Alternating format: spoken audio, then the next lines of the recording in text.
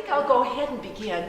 And hopefully if we see people, coming in and that kind of thing, we just invite them on in and make sure that they're hoping. First of all, thank you for coming out on this really cold night here.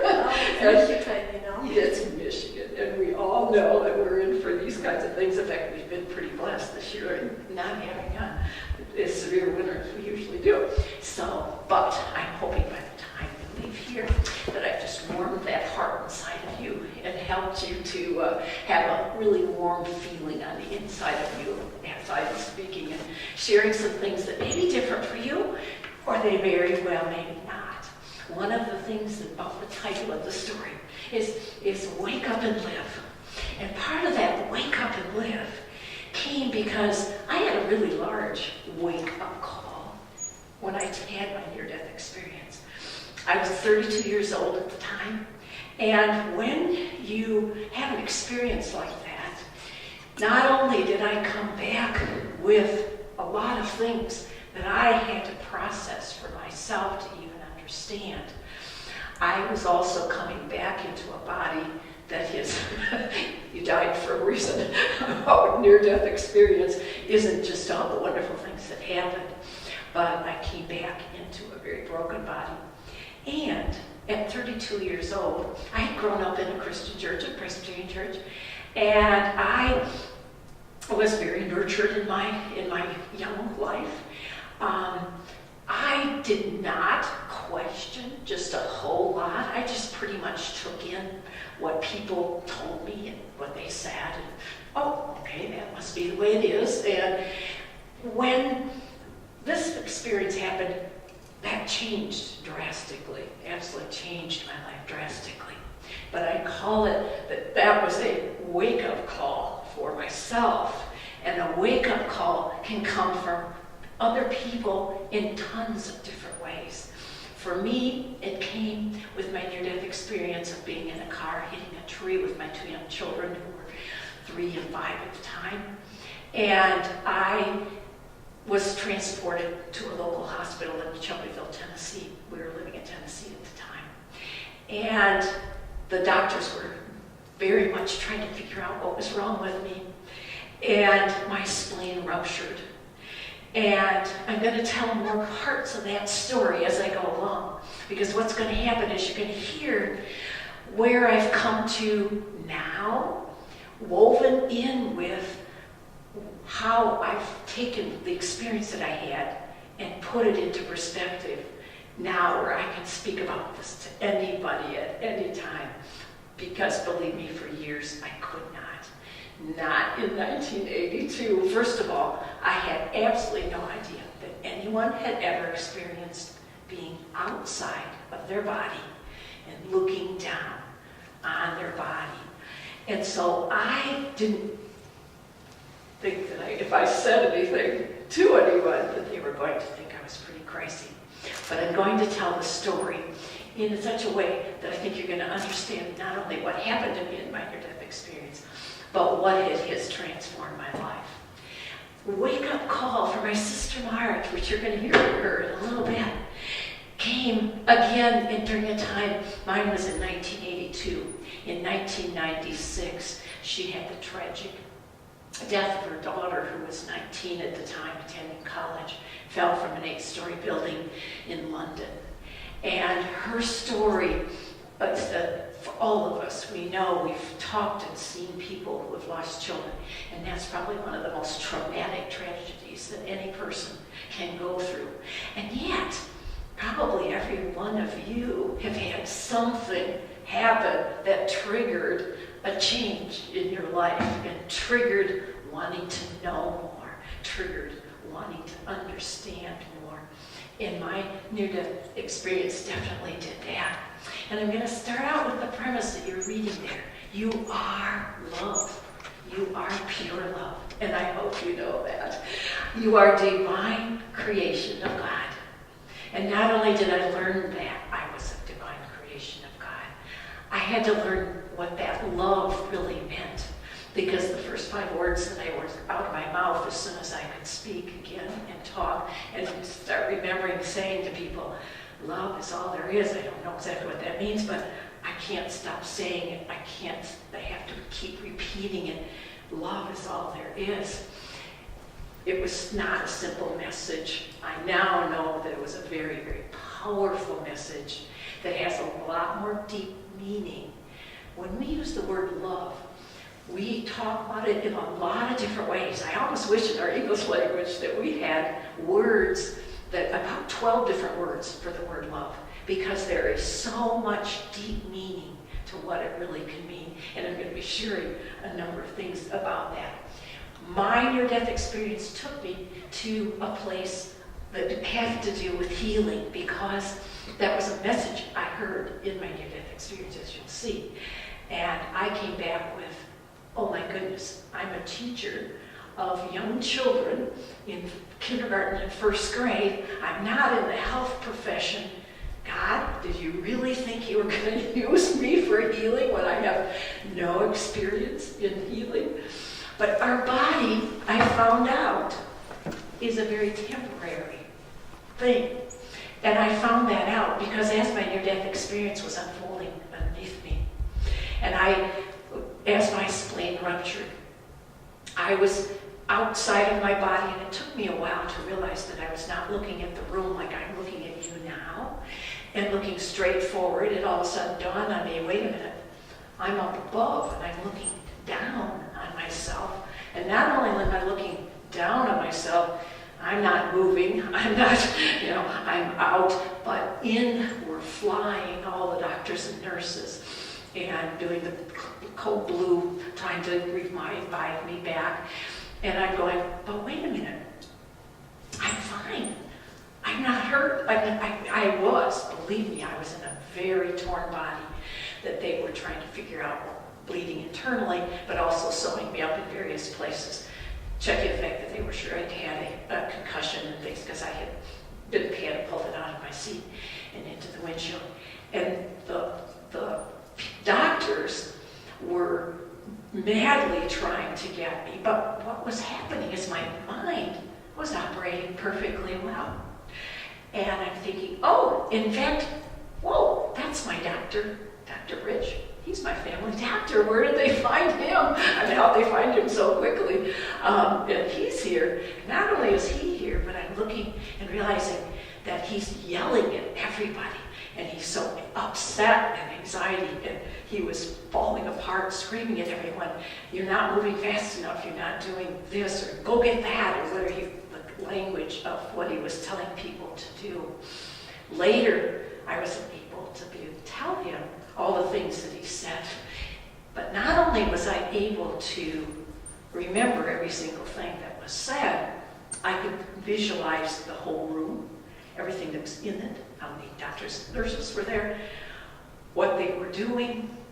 And what happened eventually was that the doctors, while I was sorting all this through my mind, realizing that my voice that I think I'm saying to people, I'm fine, isn't registering with them. They're not hearing any of that. And I'm processing odd things that very logical, and yet I'm not in my body. So in other words, my brain is sitting in that body, but my mind, my consciousness, is not there. It's not in there. And then where is it? That is a profound learning that I had to take a look at one point in time. Now, if you look down in the right-hand corner there, you see my husband and I. That is our linear timeline right now. And that's how we view the world, we see the world.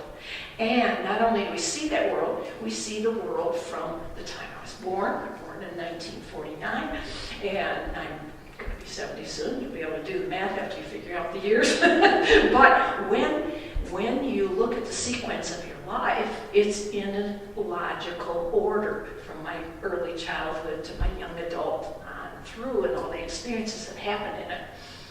When I was in my near-death experience, that whole timeline was totally different. Not only was I really only out of my body for, let's say, 5 to 6 minutes that they had pronounced me dead, but I felt like I had been out there for a very, very long time. as I was moving up from my body after looking and seeing what was there, I was being not only seeing what was in the hospital room, but I was getting a bigger view. And I knew that my husband had taken our children to, and I'm going, why did he take them to Pete and Helen's? I wonder why he did that. I would have thought he would have taken them to Bailey and Trina's house where, they would have usually gone. And so my mind was thinking that logically, but I'm seeing that and I had no way of knowing any of these things. Except that it was all in front of me. As I began to go up, I began to lose the scene that was in the hospital room. And with my husband, the kids, I knew were okay and were fine. I knew that answer. I also began to hear sounds that were absolutely incredible. Because I have a hard time describing to people because they're so important, so special compared to what we hear, and yet absolutely gorgeous. I also realized that my senses were working in a lot of ways very different from what you and I do now. They say, 5 senses, maybe 6 is our 6th sense of intuition, but I think we have more like 12 or 14. Our senses mix, and yes, you can smell red, and yes, you can see music, you can hear clouds. It is an incredible mix of our senses that we end up seeing in another place. As I was being absorbed and pulled up, I was being drawn towards a light that was kind of in a cone shape of swirling clouds. And up in the top corner of the cone type of a shape is a round circle, and I could see this totally brilliant light. Now, as I stopped there a minute, because there's more, but as I look, I'm thinking, okay, now where was I? Scientists now, and I'm telling you this because it's going to match what I'm going to tell later, the quantum timeline, quantum physicists are now telling us that time isn't what we think it is. And, of course, Einstein tried to tell us that a long time ago. And they're now being able to put together some of the pieces and saying, not only are we realizing the time, do we believe in past lives or future lives, or is past, present, future all happening all at one time? That's where some of the quantum physicists, or believe it or not, when you go into that topic with them, they are thinking along that line. Our lifetime is like a blink in the eye. Well, I don't know about you, but my life doesn't feel like a blink in the eye. It feels like a very long process. But that is what almost all near-death experiencers, once I began finding those stories and talking to other people, I began hearing very similar stories from all of us. And I found that my body, while I was out and up, it was getting ready to be absorbed into that light. I was very drawn to it. I was very serene, very peaceful, very calm. I wasn't worried. I wasn't fearful. There was just no fear. And eventually developed into that white light. Now, when you get enveloped in white light, that's the light and love that you're going to hear me talk about as I move on. Because I was enveloped in such light and in such love that it's an energy that still I can sense in my body. It's a body memory. It's a memory of the unconditional love that I felt once I got into that light. And that light and love that exists around our body is what I'm going to talk about as we go along here.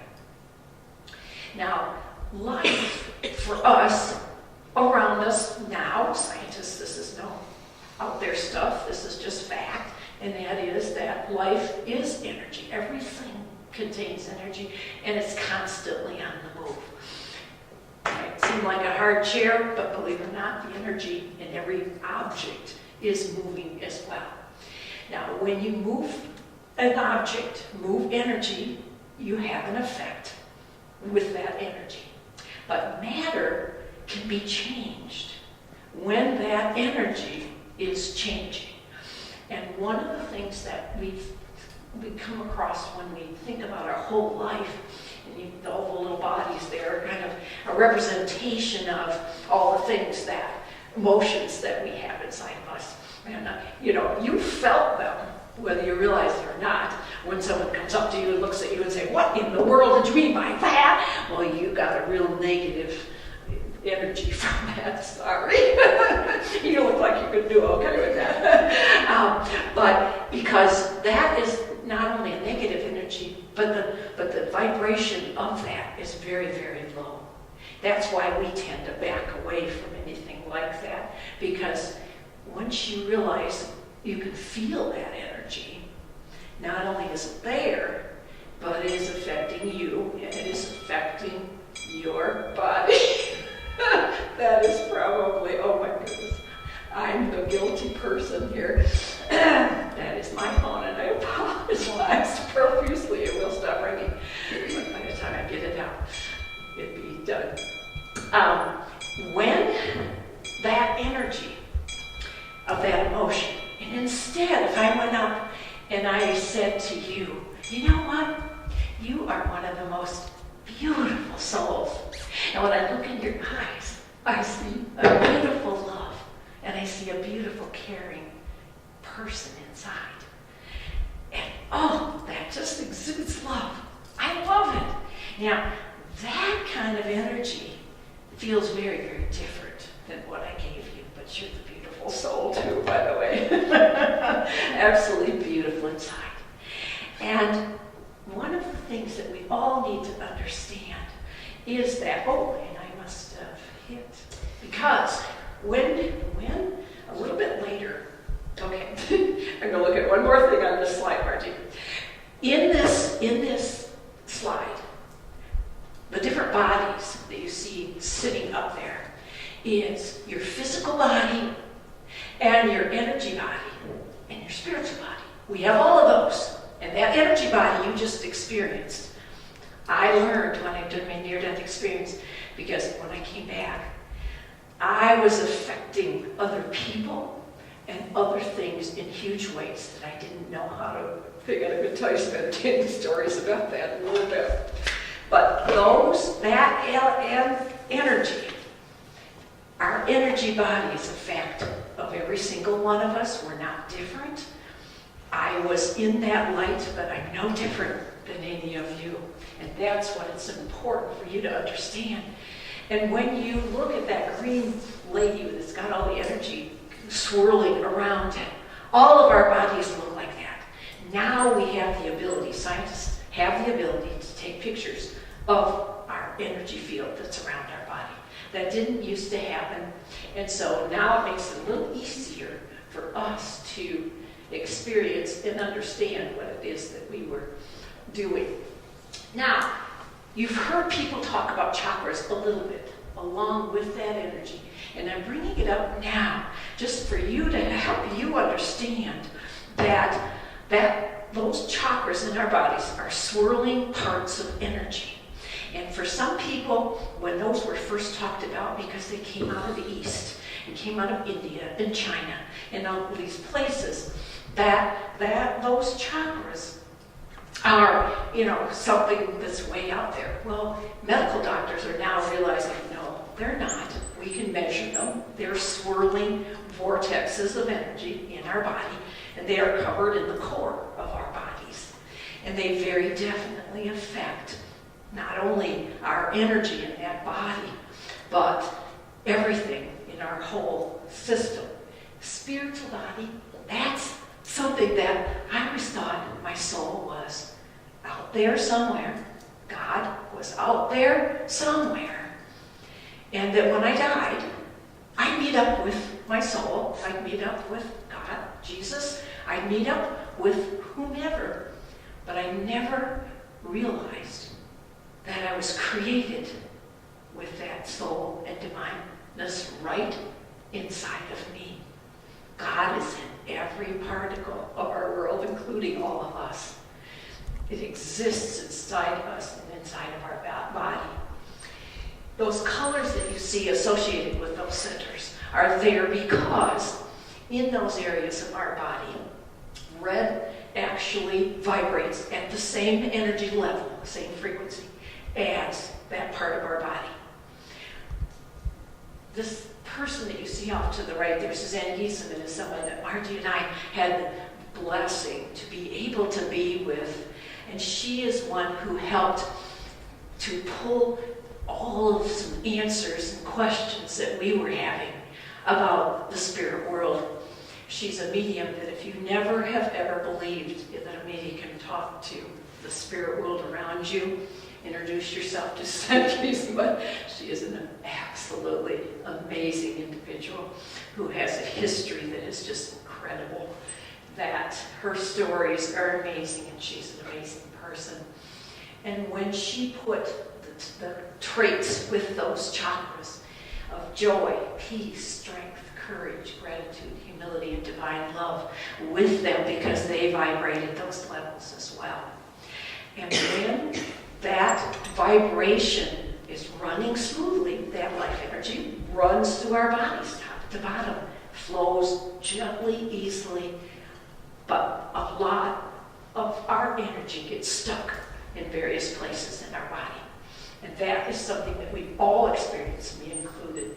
It's not that I'm any different in that way. Compassion is taking all of that, and I know that for some of you, if you think about the in the Bible, the fruits of the Spirit, you've probably read that section where those are traits that we know live in us. I always thought that meant they're out here for me to take, get, earn, find. But what I'm realizing now is those traits live inside of us, but we've got to grow them out, and we've got to pull them out so that they can be out there in front of us. And there are some keys to how that goes. In that light, and I'm going to ask you to look at this slide for just a moment. In the light, I learned that love was all there is, but that love had to be pure love. That I didn't understand yet. We don't have that in our human love.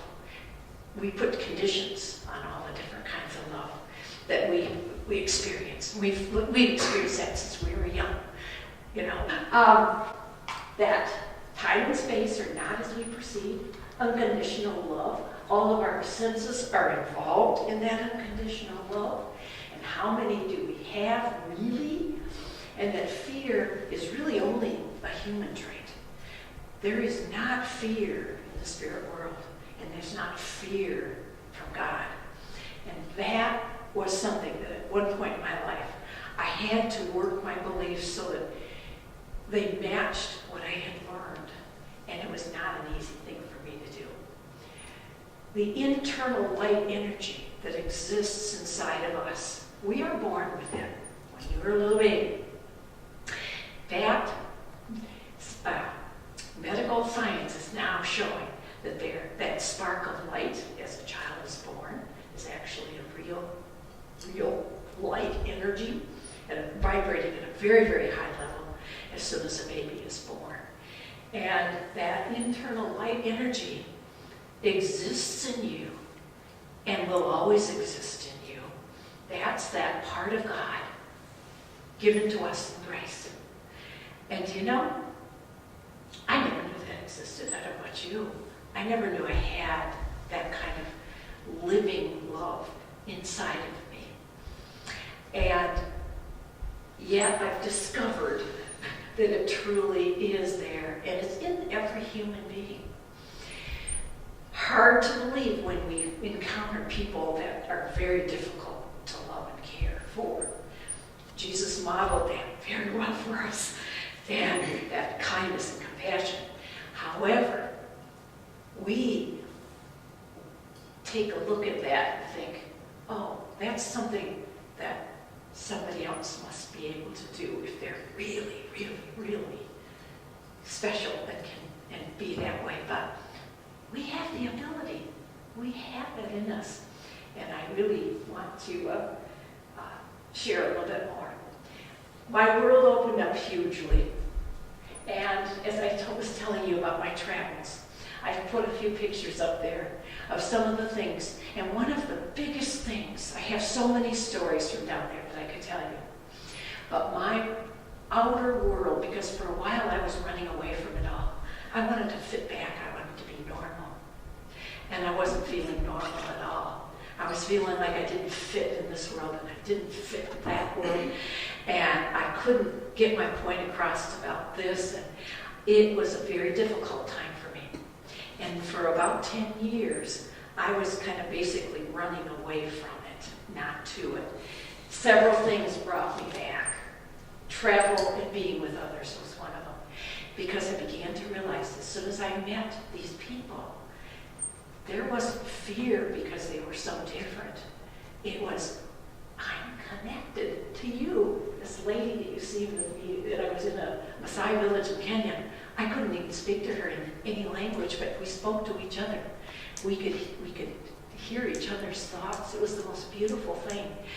And she kept drawing to me, and I was drawn to her, and I don't really know why. Someday, I hope I know why, that particular person. But that happened to me again and again, in various places where I went. And I began to realize that it's not just that we're connected with all the people in our lives. That had been shown to me in my near-death experience. I had the look of a map of my life, but it wasn't that linear timeline like we see. It wasn't the 7 first and the 7 second. It's just, it's there, and then you're looking at it, thinking it through, and God is that unconditional love, and you're the one saying, oh my goodness, this is what this was about. That's what that was about. This is what I was learning. And these people that I was meeting, every single person in my life, one that you thought was just a chance meeting, really wasn't. We are all connected, but not only are we connected to the people that we have in our own lives, we're connected to people all over the globe. And when something that I say or do, that energy that we were talking about, when I'm talking, that has energy, positive or negative. Books have words in them that are energy, positive or negative, or somewhere with maybe something in between. But when that opened my world, so did tragedy. And Marge, why don't you come on up while I start this story? Because I had my near-death experience in 1982. And in 1996, this beautiful soul that you're looking at holding the dog is Anne. Anne Steiner is Marge's daughter, who died at 19.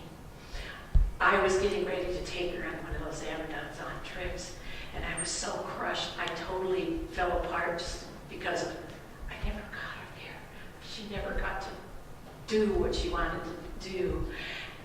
But for Marge, our life began to grow together because she experienced light enveloping her in her kitchen while she was planning her funeral for her daughter. And she was questioning, what in the world was that? As she said, our daughter was in London. She had gone with the college, St. Olaf College, to Norway. She was a musician, played the clarinet. And then she went to visit her best friend in England, who was attending London University. We don't know exactly what happened. We are not going to know. But her friend Val went off to study. It was finals time. Anne was going off with another friend who happened to be in London to do tourist things. And before she did that, something happened and she fell 8 floors from the dorm window. We went over to London. I couldn't stand not knowing seeing what was the possibilities. And she fought for her life for 4 hours. The inspector said, definitely not suicide. He thought somebody was involved but could never prove it. But the week we were there a week, we came home to plan the service, and I was talking to her clarinet teacher, who had taken her from a struggling clarinet player into a very good one, and about playing at the memorial service. And in an instant, I was consumed by light. And by that I mean there was absolutely no frame of reference. There was no sense of my body, but all this white light and a voiceless voice communicating. And I called it a light experience because I didn't have any words for it. It kind of felt like I was going crazy, but I knew I wasn't. And I had been crying almost 24 hours a day. And in that instant, there was peace and joy and love that I felt that is indescribable. It's just something that we don't have here in the same amount that I experienced. And that is now, when I could jump in and say to Marge, I know that light you experienced. Whether that was a spirit, whether that was Anne, whether that was someone we don't know, God. But when you have an experience in light, that's exactly what it brings you from the inside out, bringing out the joy, bringing out the peace, the unconditional love is something we have a very difficult time even explaining to people what it feels like. Not that took away the grief. There aren't words. If you notice, Terry showed a picture of Suzanne Giesman and was talking about her. She spent her career in the Navy and was a Navy commander. And her last assignment before she retired was the assistant of the chief of staff of our United States Armed Forces in the Pentagon. And Terry and I heard about her. We read some of the books that she wrote.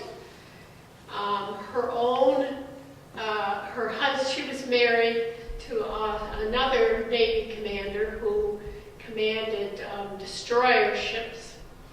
And his daughter had grown up and had joined the Marines, had gotten married, was 6 months pregnant, and was hit by lightning on the runway. And they were devastated. And Suzanne Giesman said, I demand evidence. And she said, I was a left-brain person. I had no sense at all of, I had no desire to think about a medium. But they were so distraught that she found Suzanne a medium. And they told her things about her daughter that nobody would have known. It was evidence. There was evidence. And after Terry and I took a class with her, I'm not a medium, but after that, I decided to do a reading with her. And she told me in that reading what Anne was saying. And Anne said, I sent you that light experience because I wanted you to know what it felt like here. Now, at this point, I want to shift a little bit because what this did, while the tragedy can be one of the worst things we have to go through, so often when we hit that bottom, there's good things that do come out of it. And we can talk about those good things now. Was it easy at the time? No, very, very difficult. But premonition of death, I had a premonition of her death when the phone rang for Marge to tell our parents I was there. And I said, I know she's dead. And Marge was, of course, screaming and saying, how would you know? And that was one of the worst experiences. I thought, I don't ever want to have a premonition again in my lifetime. But she was also was teaching me things. Spirit visitation became a real thing for me because a year and a half after Ann's death, she was sitting on my bed, beautiful, with her dog Zeke. That's why we used that picture, because Zeke died about 4 months after she did. And she was she was happy, she was laughing, she was talking. Now, I don't know whether this came because I was open to that type of thing, and I had opened a window and a door, because I think we can all open that door. But I had already opened a lot of doors for myself, and I think that's part of it. And I began realizing that I had some, what people now would call psychic abilities, but I don't call myself psychic. It's kind of a weird word. I don't even like to, say it that way. But that was the reality, is that I was beginning to realize I did have some of these things. And that Margie and I were then able to grow together and search together and research together. It was really a gift each other, because Terry had not talked about her near-death experience. I didn't even know about it until I started talking about this light experience I had. And then there was just this drive to learn more information. And we read everything we could get our hands on. I don't think I'd be where I am today. I know I wouldn't without that experience. But it was a gift to be able to talk together. I think Terry's experience was stronger, and I think some new talents came in her near-death experience. And we had a wonderful time sometimes, not always, writing the book. Writing the book together with two sisters is an interesting challenge, but a great one. And, I had a friend, my husband and I had a friend, who I called a psychic. And she was an artist and was drawing about the life beyond this. And when we called to tell her that Anne had died, she said, "Oh, you've been given a gift." And I was so offended. I was not ready for that comment. But I can now say that there are gifts that have come out of this.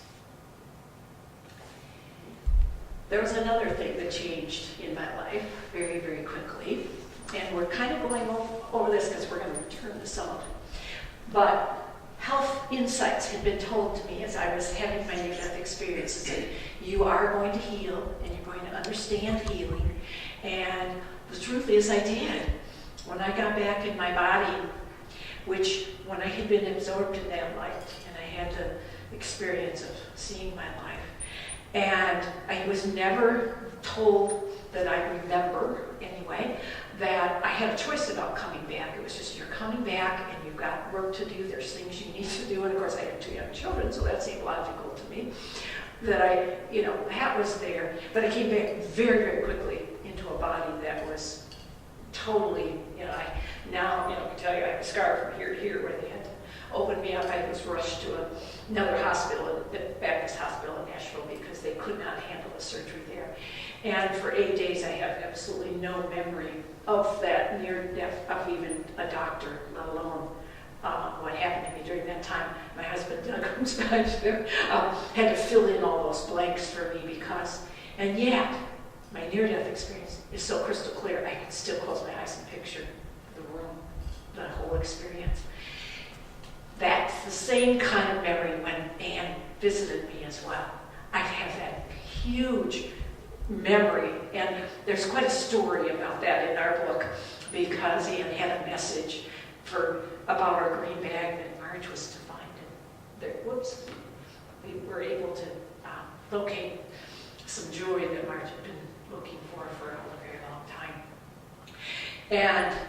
But that's all of those pieces were beginning to pull together until all of a sudden in 2006, I was all of a sudden did a huge health crash. I had healed so quickly after my near-death experience that the doctor kept saying to me, I don't get this, but you're healing really, really fast. And then the next visit would be, I don't get this, because this would normally take a really long time to heal, and you're really healing quickly. Finally, I was like, okay, I need to tell you some stories, because I don't know what to make of them myself yet, but can I tell you what happened when all this took place? And this was my doctor who had been in there. And I said, and I just told him the story. And I told him what he had said and what happened in the room. And then his jaw dropped and he was like, how could you know that? And I said, because I was watching you. And he said, no, you weren't. You were gone. You were unconscious. And I said, but I was watching from above. And this is what you said, and this is what happened, and whatever. And he just was jaw-dropping. And, part of that experience that we can say that these things happen and have happened over and over and over again in many, many, many people. Each person's experience is a little bit different. And I think I now know and have a real good reason or feel for why that is. But I didn't in the beginning, because I would read other people's experiences and they would be different. But we all have about 7 or 8 commonalities in all of our stories. And no matter what type of experience they went through during their near-death experience, they all talk about the unconditional love of God. They all talk about coming back and having their lives totally turned around. There are stories that come from every religion, that come from every station in that, from atheists to monks. I mean, I think it was a surprise for me to find out that the Pope, one of the popes had a near-death experience, and that's written up in the Catholic things, which a Catholic friend told me that, and I said, oh, you're kidding, I don't think I knew that. But I've read so many stories now, and now I've had the real blessing of meeting a lot of people, because I began speaking at the IANS, which that's spoken about in our book too, International Association of Near-Death Studies, which really began 30 years ago, collecting research. And you'd be shocked to find out how many people have had near-death experiences and are continuing to have them. And the research that they're finding is finding out that we all have certain traits. And the energy that I was talking about is one of those. And I was going to need that information because I got very sick. I know now, in looking back, stress things that happened in my life that I let come all in. And my son, who went to Iraq, was hurt and burned and sent to Germany. And there were my family was moving, transitions in my life when the kids were getting married and gone. Just a lot of things that I let build up inside of me, emotions-wise. But I also had something else burning inside of me. And that was the fact that I was leading to, I realize now that it's important for all of us to be who we are and tell and be who we believe we are. Because I wasn't doing that. I had these two separate lives. I was trying to be like everybody else. I wanted to fit in. And I was letting that rule my life to a pretty good degree in my teaching career. Once this sickness came upon me, they misdiagnosed it for a long time. I had 5 different doctors. They diagnosed it as eventually as what they call complex or hemiplegic migraines. A migraine will hit in the head, but for a hemiplegic one, it moves down your body, and then basically it's an attack kind of thing that happens, a series where it starts in the head and then moves down and attacks your body's organs. And all of my organs were being compromised by how that should we say. So then I had a cardiologist, a neurologist, and even an OBGYN because it couldn't stop bleeding. But when that was happening. I finally hit bottom. And I just dissolved in tears one day, and I was screaming and yelling at God and saying, you know what? Did you send me back from an area like that to have me be in a body like this? I don't think so. And you told me I'm supposed to understand healing. But see, I had absorbed a lot of healing information from around the world. And I had been reading, and Margie and I had been searching. And Margie was the person who said to me, okay, meditation is medicine. I found this. Have you seen it? It's like, no, I'm willing. I will try anything. And so what began to happen, though, is after that morning that I was sitting there dissolved, and I said that, I heard in a very booming voice, Terry, you know how to heal. Get up and do it. And it's like, oh my gosh. I began to really hear. I finally opened the door and realized that I was hearing information about what to do about it, and I wasn't doing it. We have that little person sitting on our shoulder, that intuition piece. I was doing healing codes with my hands, and I'm going to demonstrate a little bit here because I was doing early steps of what will eventually became my understanding for reconnective healing, to where I am now a trained reconnective healer. I was doing that early on and didn't realize what I was doing, because I was following a lot of different programs, and all of them are worthwhile. They're all pieces and parts of energy medicine. And I was touching various places on my body, or coming close to it through the healing codes, and sending healing messages to my body. Healing codes is a whole program that somebody designed, a doctor designed. Meditation was big in my life at that point in time, but I was not a deep meditator. I didn't really quite get it. Yoga, it was like, okay, yoga, I don't even know anybody that knows yoga, but I will go find out how to do it. And so I started doing that. I started using tapping. I was hearing from spirit, but I realized the deep connection was coming in my meditation when I really allowed it to go deep. And that's what I was hearing. Listen. Don't be doing all the talking all the time. Listen. We're right there. We're helping you. But you got to quiet your mind and hear it. Those things that I was doing with my hands, because I was struggling with my body's organs, and it was all over the place, and struggling with my heart, the cardiologist saying, we've got to get something going here. And so I started using that healing with my hands on my body to heal the organs of my body. I was using music. I was getting myself into a high vibrational level, which I now understand is part of that energy healing concept, because I had learned in pretty funny ways that I had some layers to remove before I was going to heal. And those layers became, for me, what finally allowed me to surrender. And most of them I've already talked about. But here I am, kind of almost a big ego, a little bit, thinking, okay, I've got this figured out. I'm going to do all this. And it's like, yeah, but you know what? You got to put it in your belief system and put it to work in your life, because I had to remember, I'm not my body. I am my spirit in my human body. I need this human body to exist here on this plane. But I needed to shift that from my life. And I had to take some of those beliefs that spirits are real, and that ego is actually needed. We actually need that. It's not our enemy. We need it. And forgiveness and beliefs that no longer serve me. And forgiving others. I needed to take all of those layers off. And once those layers, and they're listed there for you, are things that I had to change and shift in my life.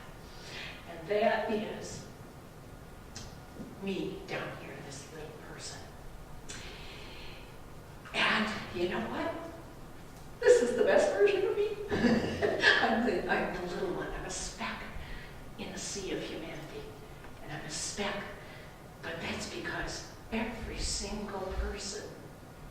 who exists in this world is just as special as I am in God's eyes. We are all loved, cared, unconditionally. And when we learn that, what a difference we can make in our lives. We need to integrate that spirit part of us and that human part and put them together in what can operate here. Not wait until we die to have that glory. We can have that with us right now. The scientists that I've studied, that this is a very, very, Deepak Chopra, some of you probably have heard the name, and he's so very well known in a lot of circles. But this is one of my favorite quotes of his. There's a revolution in how we perceive the body. And this is science. What appears to be an object, a three-dimensional structure, is actually a process, a constant flow of energy and information. That constant flow of information is the secret to our healing. Learning that our heart is more powerful than our brain. Science is now proving the heart is 100,000 times stronger electrically, 5,000 times stronger magnetically than our brain is. We all thought the brain was doing all this stuff. It is our heart. And our heart is communicating with the world all the time. It's much more powerful. It's love, the vibration of love is so much greater when it comes through our heart and connects with the brain. And the brain, heart-brain coherence is talked about in a book called Resilience from the Heart. Greg Braden is one of those people that I can't tell you enough how powerful he is as far as a scientist who is into the spirituality end of science and showing things that are true. If we can rethink prayer just a little bit, prayer is very, very, very powerful, but it's because it's coming through your heart. It's telling your brain what to do. Your brain's like a puppet, really. Mind is out here, but your heart, it's the compassion, the love that's coming through you that's the most important part of all this. Because God is eternal within our bodies, and we are not stuck with our DNA. Science is proving that now too. And that we need to pay attention to, absolutely pay attention to. I listened to all the doctors who said, your mom has got terrible heart disease and you are going to have it too. No. We are not stuck with it. Cell biologists will now tell you that we can change the energy within that cell by its environment. They've done studies now in our top universities, by the way. The research is out there. Great book called Secrets of a Lost Mode of Prayer by Greg Braden, who studied ancient texts and in the Bible in lots of places about that type of prayer, changing how we think of things. Because it finally took me understanding that I affect lights, I affect computers, I affect all these things, and it's that electromagnetic field. And when you're running on a street because you're trying to meditate at the same time, because I didn't think I had enough time to be at work at 7 o'clock and meditate and run at the same time, I thought, okay, I can do this together, right? Not a good idea, by the way. And so I was trying this, and I kept affecting lights. They would go off, and as soon as I got away from the light, they'd go back up. But I had worked my body up into a very high vibrational level. And then I heard the stories coming out of this cell biologist who I was spending a workshop with, telling the same story. She's a PhD out of Washington, who also had a near-death experience, and was talking about that very same experience. And I thought, oh, goodness. But it moved me into healing. And the reconnection is really taking all what I learned in my near-death experience and connecting it to us as human beings. We can reconnect with that spirit energetically, with those spirits that live around us, that are with us. You can do it, I can do it. It's not something you have to have some special talent. I'm trained now. But his book, The Reconnection, Heal Others, Heal Yourself, was a powerful connection to what I had learned about my body and had learned about what healing was all about. Because I'm not the healer, I'm a catalyst for the transfer of the energy. Okay? So I don't know what else to call myself, because everybody says, well, aren't you a healer? And it's like, yes, except I'm not the healer, God is. I am only a catalyst to bring in the energy and transfer it to a body. There are some very amazing miracle stories coming out of energy medicine, whether you reconnection or Reiki healing or any of a number of modalities of healing, because I went through them all. But this one connected the most, because they're saying that every single person is the same. We can all do it. Some people have a hard time because they can't open those doors yet. And that's where a healer can come in and help people. And that is what I am now taking myself to, because that heart, your heart, take you back home to that energy. And when I connect with that person's energy field, and I've got some success stories of my own now, that when you make that connection, you are able to manipulate the energy in a body, and the matter can and does change. We all have that ability. I don't know if you're all old enough, I think, just about, to remember this guy. My favorite Martian, when he was always getting his little antennas up and trying to communicate with Mars, and that's an old show, black and white. Maybe you don't remember it, but I used to watch it as a child, so it was like, oh my goodness. But it's finding the right frequency, and that's what reconnective healing is all about: getting ourselves in the right frequency to be able to change the energy in the body. And there are universities and there are studies that are available to read that are telling us not only do we have this ability to do, but it's proving it in the healings that are taking place. As a trained practitioner, I offer reconnective healing. The reconnection is another bigger level of healing that's done over several days. It's only done once in anybody's lifetime. It's to help open the door for moving into opening up that part of you that maybe has had a closed door for a while. And I have plenty of closed doors, so I can tell you by experience, even after my near-death experience, that those doors had to open a little bit at a time. That's why it's taken me this long. And it's a journey. It's been a journey. And when I am offering to people, and I do have brochures up here if people are interested in reading about reconnective healing, or would like a card with my name on it if you're interested in contacting me about healing, or know someone who is. Because you have a heart that's ready to be opened. We all do.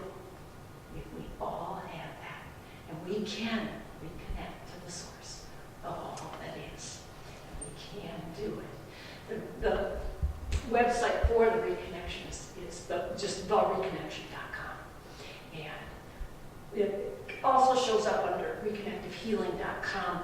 That was their old website, and they're shifting over, but it's still taking there. So it's there. But I've realized that healing is remembering that you're not your body, and that we can make change in this human part of our body. But our spirit needs to help. It's there for our help. It was given to us. And that self-healing is allowing that inner knowing to come out of you. And let it come out and say, maybe there's more to this. And even if I've only opened a small window for you, you might connect it with something later, and connect it with something later. Because that's exactly how Marge and I work together, is we helped each other open doors that we wouldn't have opened before. I know that Marjorie would tell you the story that, one of the first things for her was her husband's a Presbyterian minister. And she said, she makes the comment sometimes, she'll say, when I first started telling people about this life experience, she said, and talked about what I was believing and what I've learned, I thought they might kick me out of the church.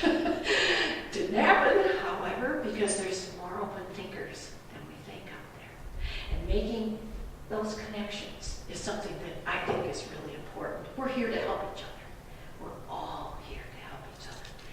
And send that love to each other. And that's what's driving me behind the healing for myself, is to give that away to other people. When we trust, we can relax in those arms of God. And it's a beautiful connection. A beautiful connection. And hopefully, something I've said has sparked some questions that you would like to ask, because we want to make sure that we answer your questions.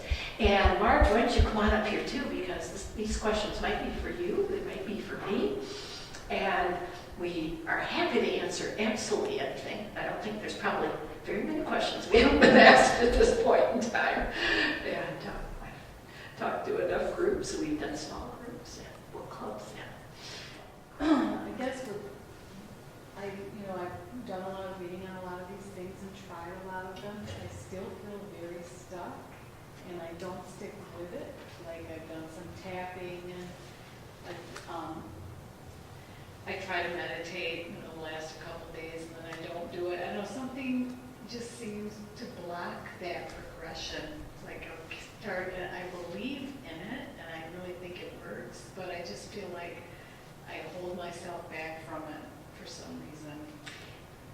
That is a human trait that we all have. I'm having the same problem. So, I see the benefit. I know that I can get deep into it. And then there's not enough time to do everything. And so then I think, oh, can't do that today. I got to get going.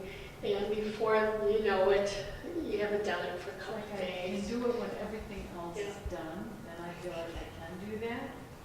Yeah, I feel like I can meditate and I can do some tapping when the house is clean, and I call the people I got to call and this and that. And then I think it's stupid, because that's like the least important thing is cleaning the house, but yet there's some kind of internal pressure to put off these spiritual practices. And I think we grow once we realize that it doesn't have to be a particular way, and it doesn't have to be a particular length. I think most of us thought, I did in the beginning, there must be one right way to do this, and there's not. There's many, many ways. And what works for me may not work for you or you, but something else might really catch on and work. So I needed to try a lot of different ones. And music for me is huge. I need the music. Some people say, oh no, we need the silence. You got to work into the silence. Well, I now do work into the silence, but I still go back to the music or voices that can help me get there. And I needed some good ones. I've tried many, and to be perfectly honest, my one that I still go back to again and again and again is Suzanne Gieseman's Journey of Remembrance. It's a CD. You can find it online. It's called Journey of Remembrance. And she is talking through, there's 3 tracks, and she's talking through with you, helping you process your whole system. And it's in such a loving kind of way that when I'm feeling anxious about things, because things still happen in my life, believe me, I've got to think more things keep coming. I mean, we're not in this utopia world. And while I can get in very deep meditation, I can teach people how to do that. I do teach meditation, but that one is a go-to to help me calm myself and feel very, very good about what God is trying to say. And even then, after that, I feel like, I could sit for a long time now. I want to sit for a long time. And that's when the deeper meditation begins to happen. But again, there's so many different types of music. I mean, as you know, if you look up meditation music, you've got from A to Z, and it isn't going to work for everybody.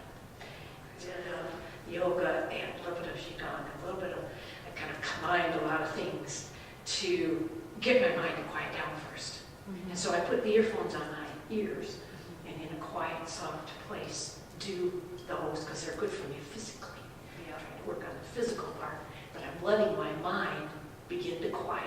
And I let all those things go through my head so that by the time I sit down to meditate, my mind is quiet. And that is, a huge difference for a little bit later. And some days that's long, some days that's short. And I had to design one, as you'll see in the book, for 7 minutes of that yoga, whatever, for days that I couldn't spend longer.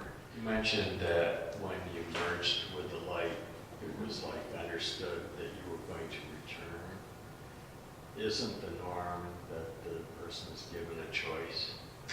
Very, very much so. More and more people that I've met have said, they were given a choice and they chose to come back.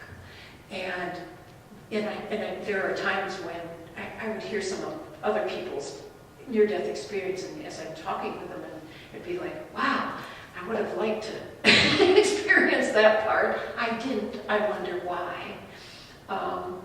And that was one of them, because the majority people say they were given a choice about coming back. And I don't know the answer why I wasn't given the choice. And it came in just as a knowing, and I never knew that other people had that experience at the time. So it was just like, no, it was just a knowing, okay, you're going back. But that's because the voice was not a voice that talks to you. It's a voiceless communication that comes through you. And you're absorbing the knowledge, not having this big conversation. And it's That hard was to true in explain my to you. experience Yeah. too, that it was a voiceless voice. Yeah. And most near-death Communicating experiences without voice. tell you that they've put a voice to it because you almost have to be able to tell the story. And so some people in their books and things will say, this was said to me. And then then I'd say, oh, so you heard a voice. And they said, no, but it was said to me. And so, those are the kinds of things. And so I'm very fortunate to go here to Unity, and even though I go to Unity, not everybody is open to spirit, and that's okay because we're all on so many levels. But I can relate to that because there are people I use discernment who I tell that I speak to spirits, and others I don't. And it's like you can just feel that vibration whether you're open to be aware of it and talk about it or not. You do sense that when you're with a person, who I found in teaching, there was just a way to know who I could talk to about this and who I just couldn't. Right. I found myself with children in my classroom, and they were put there purposely because they knew I had had this experience, and they had had a sibling die or a parent die, and they knew that I could talk to the child about it. But other people, you just knew they weren't interested. Yeah, it's a journey. Well, and It is. It's important for all of us to take people wherever they are Yes. and let them be. People are perfect just as they are. And when we say that, some people look at you like, what do you mean? They don't always seem so perfect to me. But, from the inside, they are. What is right? And we're all in different levels. I've had it described to me, too. And like I said, Evan Alexander, if you've read his book, Proof of Heaven and Map of Heaven, Mindful Universe, I think they had that on a slide, but I skipped it. But in talking about the spiral of our lives, and that is that each time, we're in a particular place on this spiral, and everybody's in a different one. And when we have an experience that changes our thoughts and changes what's happening, we go a little bit deeper. And then we keep spiraling around, and then we go a little bit deeper, and we go a little bit deeper. And when people ask, because I've talked to audiences where they are way beyond, that none of this surprises or opens doors. They are even opening doors for me. But then there's others that it's like, can't take that in, but there's one thing you said that really, and that's why you begin to talk.